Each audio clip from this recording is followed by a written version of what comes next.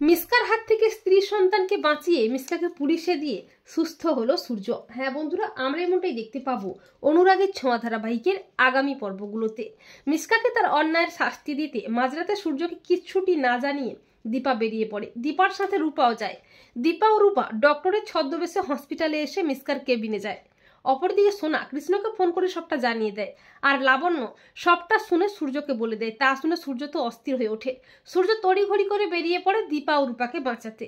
সূর্য জয়কে তার সাথে যেতে বললেও উর্মি জয়কে কোনো মতেই যেতে দেয় না।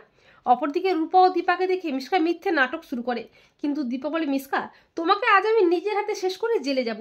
এই বলে দীপা রুদ্রমূর্তি নিয়ে মিসকার দিকে বন্দুক তাক করে, কিন্তু মিসকা দীপার হাত থেকে বন্দুকটা ছিনিয়ে দীপার দিকেই তাক করে।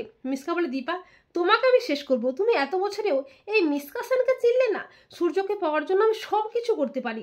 এই বলে মিসকা যখনই দীপার দিকে গুলিটা চালাবে করে, ঠিক তখনই সূর্য হাজির হয়। সূর্য বলে, মিসকা তুই বন্দুকটা ফেল, তুই দীপা ও রূপার কোনো ক্ষতি করবি না। এই বলে সূর্য দীপাকে বাঁচাতে নিজের পায়ে উঠে দাঁড়িয়ে মিসকার হাত থেকে বন্দুকটা ছিনিয়ে নিয়ে মিসকার দিকেই তাক করে। সূর্য বলে, মিসকা তুই আমাদের অনেক ক্ষতি করেছিস, তবে আর নয়, এবারে তোকে আমি নিজের হাতে শেষ করব। আর ঠিক তখনই পুলিশ নিয়ে হাজির হয় প্রবীর।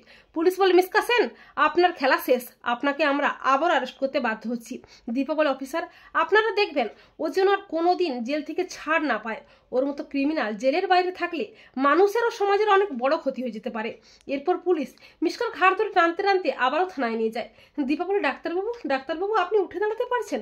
তখন রূপা বলে, ওই মিসকার জন্যে আমাদের কিন্তু একটা উপকার হয়েছে মা, আমার বাবা সুস্থ হয়েছে। তো বন্ধুরা, তোমরা এটাই চাও তো যে মিসকার হাত থেকে স্ত্রী সন্তানকে বাঁচিয়ে মিসকাকে পুলিশে দিয়ে সুস্থ হয়ে ওঠে যেন সূর্য? কমেন্ট করে এক্ষুনি জানিয়ে দাও তোমাদের মতামতটি।